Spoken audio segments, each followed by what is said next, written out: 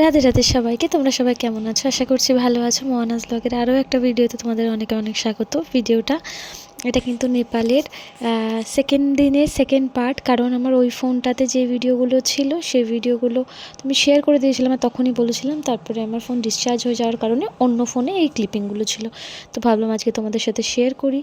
এগুলো শেয়ার করে রাখার রিজন হচ্ছে এই, যেগুলো শেয়ার করার পর আমি ফোন থেকে ডিলিটও করে দেবো, আর অন্য টাইমে যখন আমি চাইবো এগুলো দেখতে তখন আমি ফেসবুক বা ইউটিউব থেকে এগুলো আমি দেখতে পাবো। তো যাই হোক, এই যে হাফ ডে তো আমাদের মোটামুটি ওই এর আগের দিনের ভিডিওতে পর্যন্ত যা বলা হয়েছে বা দেখা হয়েছে সেগুলো আমাদের হাফ ডে কেটে গেছিলো। তারপরেও কিন্তু আমরা অনেকটা সময় বাইরে ছিলাম এবং সেখানে ছোটোখাটো একটা একটা একটা একটা করে জায়গা কিন্তু আমরা অনেকগুলোই দেখেছিলাম। দেখো, প্রতিটা জায়গা দেখলে বুঝতে পারবে এগুলো আলাদা আলাদা। এখানে এই জায়গাটার নাম বলছিল দুধগঙ্গা বা দুধসাগর সামথিং কিছু একটা। এই জলটা ভিতর থেকে আসছিল, দেখতেও খুব সুন্দর। তো এখান থেকে বেরিয়ে আমি যাওয়ার সময় এটার ক্লিপিংটা নিইনি, আসার সময় নিয়েছিলাম মাহিন্দ্রা কেভের। তো এখানের এই জায়গাটা কিন্তু খুব हमको लग সুন্দর। रहा है यहाँ पर এবার जितना আসি सारा আমরা है এখানে। सबसे छोटा है मेरा वाला।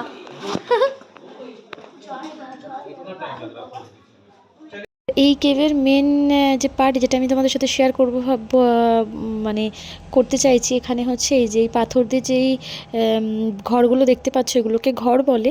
এর আগেও আমি এক জায়গায় দেখেছিলাম, এগুলো যে বাড়ির ইচ্ছায় এগুলোকে বানানো হয়, মানে যার মনে যেরকম বাড়ি বলে যে এখানে এই পাথর দিয়ে যতগুলো স্টেপিংসের বাড়ি তুমি বানাবে তততলা বাড়ি হবে।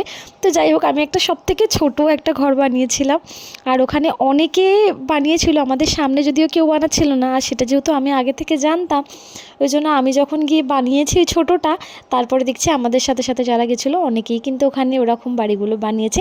এই জিনিসটা কে কে ফলো করেছো বা কে কে করেছো আমাকে কিন্তু জানিও।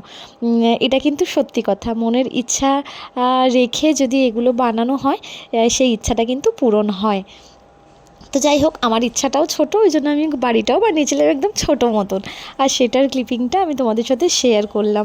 যদি কেউ এটা বানিয়ে থাকো তাহলে আমাকে জানিও। তো যাই হোক, ওখান থেকে বেরিয়ে আমরা কিন্তু এই বিকেলবেলা আর টা ওখানে কেটেছে আমাদের। তারপরে কিন্তু সন্ধেবেলায় এই দৃশ্যগুলো দেখতে দেখতে আমরা কিন্তু যাচ্ছিলাম অন্য জায়গায়। দেখতে কিন্তু খুব ভালো লাগছিল। আর আমি আগের দিনও বলছিলাম এখানে স্ট্রিট ফেস্টিভ্যাল চলছিল পোখরাতে, ওই জন্য সারা পোখরা কিন্তু খুব ভালোভাবে সাজানো, খুব সুন্দরভাবে সাজানো ছিল। প্রতিটা রাস্তা, প্রতিটা হোটেলস, বার, রেস্টুরেন্ট যা ছিল সব কিন্তু ওয়েল ডেকোরেটেড ছিল। ওই জন্য আমাদের কিন্তু আরও বেশি ভালো লেগেছে। অন্য টাইমে গেলে হয়তো এতটা সাজানো গোছানো হয়তো পেতাম না। হ্যাঁ, 1 জানুয়ারির দিকে গেলে হয়তো অন্য রকম সাজানো থাকতো, কিন্তু পুরো পোখরা কিন্তু এরকমভাবে সাজানো থাকতো না। তো যাই হোক, এখানের খানিকটা ঘুরে আমরা দু একটা নার্সারিও খুঁজেছিলাম, কারণ ওখানে আমাদের কিছু গাছপালা আমাদের পছন্দ ছিল সেগুলো নেওয়ার জন্য। তো এগুলো দেখতে দেখতে আমরা কিন্তু আবার হোটেলের দিকে ব্যাক করছিলাম। আর যেহেতু আমরা অনেকটা দূরই আমাদের যেতে হয়েছিল ঘুরতে ঘুরতে, আসতেও আমাদের বেশ খানিকটা সময় লেগেছিল। আসার সময় আমরা ডাইরেক্ট হোটেলে নামিনি, আমরা ওই পোখরা মার্কেটেই নেমেছিলাম, ওখানে টুকিটাকি কেনাকাটা করব বলে।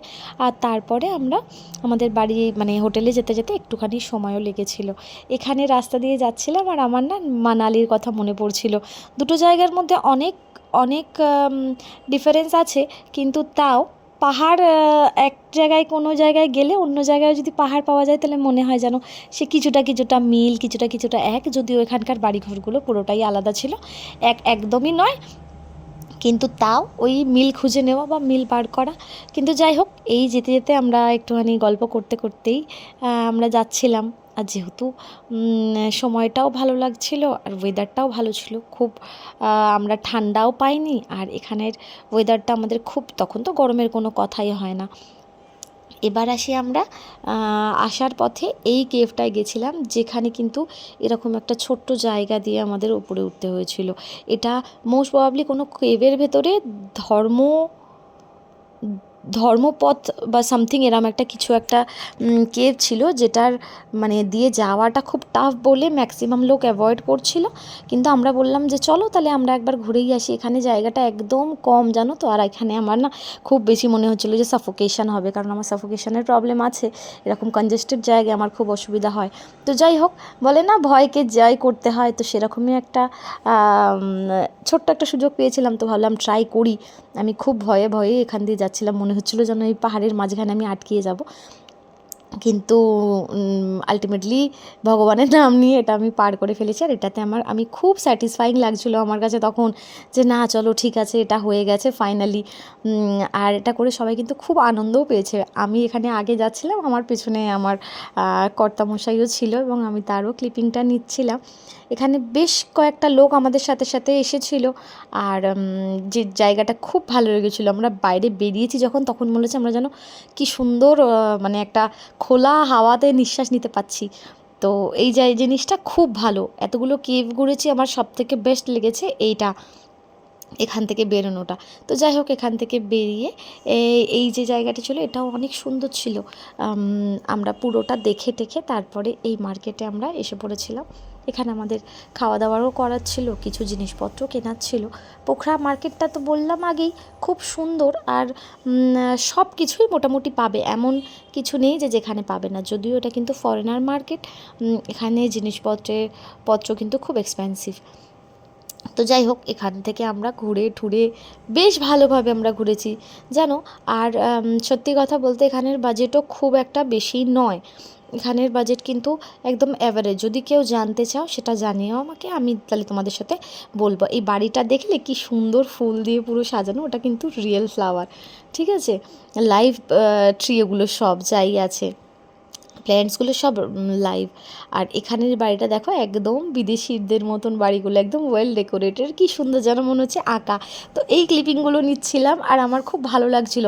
আমি জানি না কাদের ভিডিওগুলো ভালো লাগবে, বাট আমার খুব পছন্দ হয়েছে বলে আমি চাইলাম যে এই ফেসবুক বা তোমার ইউটিউবের মাধ্যমে আমার এই স্মৃতিগুলো যেন কোথাও একটা সংরক্ষিত থাকে।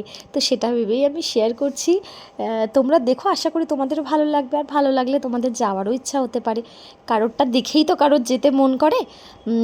তো যাই হোক, ভিডিওটা ভালো লাগলে লাইক শেয়ার কমেন্ট করতে ভুলবে না, আর সাবস্ক্রাইব করে দেবে। আরও একবার চ্যানেলের নাম বলে দিচ্ছি, মোয়ানাজ ব্লগ। আশা করি তোমাদের এই ভিডিওগুলো ভালো লাগবে। তো যাই হোক, এইসব দেখতে দেখতে আমরা এবার যাচ্ছিলাম আমাদের গন্তব্যস্থলে, মানে পোখরা মার্কেটের দিকে। এখনও কিন্তু আমরা পোখরার আশেপাশেই ঘুরছি, হ্যাঁ, কিছু দূরে আমরা ছিলাম না। তো এই যে মার্কেটে অলমোস্ট আমরা এসে গেছি। রাতে রাতে ভিডিওটা ভালো লাগলে